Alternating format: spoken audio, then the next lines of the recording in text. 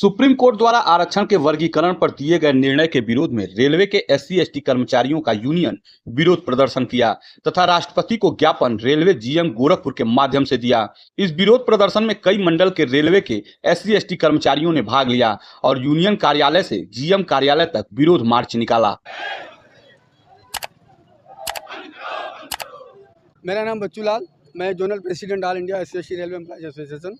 आज जो हम धरना प्रदर्शन विरोध प्रदर्शन कर रहे हैं, दिनांक 1/8/24 को माननीय सुप्रीम कोर्ट द्वारा 6-1 के रेशियो से 7 जजों ने जो जजमेंट हमारे एससी/एसटी वर्ग के लिए दिया है, वो बहुत ही हमारे समाज के साथ में कुठाराघात किया है।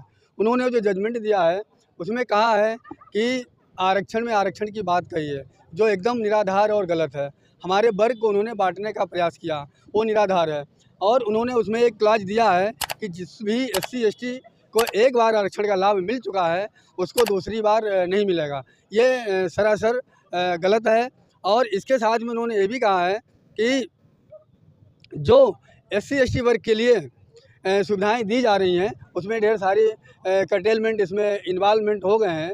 यदि ये 1/8/2024 का आदेश वापस हो जाता है तो मेरी ढेर सारी सुविधाएं वापस आ जाएंगी। इसमें क्रीमी लेयर की बात कही है।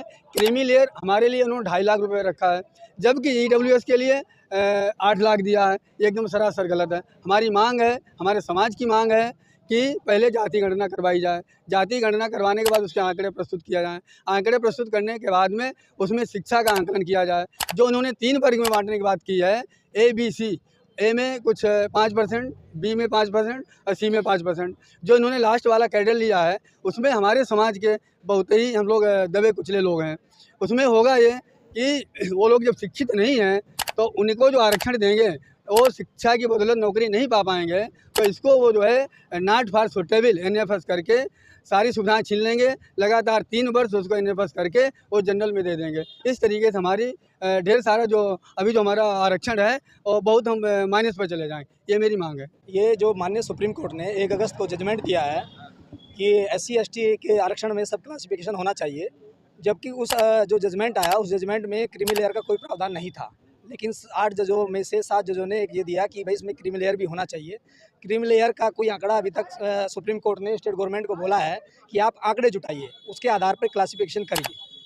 और हमारी ये जो मांग है, ये मांग इसलिए है कि जो SC/ST का जो आरक्षण है वो संविधान के अनुच्छेद 341 और 342 के तहत दिया गया है। माननीय सुप्रीम कोर्ट को ऐसा कोई संविधान ने पावर नहीं दी है कि आप इसमें क्लासिफिकेशन कर पाए। सुप्रीम कोर्ट में संविधान की सिर्फ समीक्षा कर सकता है, उसको फैसला देने का अधिकार नहीं है। कोई भी अध्यादेश लाने का, नया उसमें अमेंडमेंट में लाने का, वो भारत सरकार को दोनों संसदों पास करा के राष्ट्रपति की मोहर लगनी चाहिए, तब वो बिल बनता है।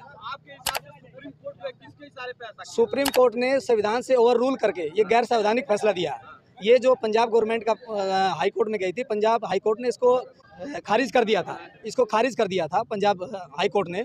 उसके बाद ये अपील फिर हुई। सुप्रीम कोर्ट ने स्टेट गवर्नमेंट को ये निर्देश दिए हैं कि आप पहले सेंसेक्स जुटाइए, आंकड़े जुटाइए कि कौन कौन सी जातियाँ अधिकारों से वंचित रह गई। उन जातियों के बीच में उनको आप आरक्षण का लाभ दिलाइए। मेरा ये कहना है माननीय सुप्रीम कोर्ट से कि अभी स्टेट गवर्नमेंट के पास ऐसा कोई आंकड़ा नहीं है कि कौन सी जाति आरक्षण का ज़्यादा फायदा ले पाई या कौन सी जाति को आरक्षण का कम फायदा मिला।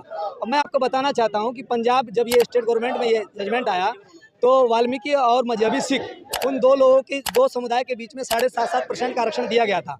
लेकिन जब वो लोग नहीं सुटेबल पाए गए, उन वैकेंसियों को जनरल उससे भर दिया गया। उन्हें ये एहसास हुआ कि हमारा जो है आरक्षण वो कट रहा है, तो उन्होंने मांग की कि हमारा जो आरक्षण था वो एजिट रहना चाहिए। मैं ये नहीं कह सकता कि सुप्रीम कोर्ट किसी के, क्योंकि हर व्यक्ति की आस जुडिशरी से होती है और न्यायपालिका पर ही विश्वास होता है। हम ये किसी आरोप नहीं लगाएंगे कि वो किसी के दबाव में काम कर रहे हैं। मेरा नाम आनंद कुमार है और मैं डिविजनल सेक्रेटरी SC/ST एसोसिएशन कारखाना मंडल।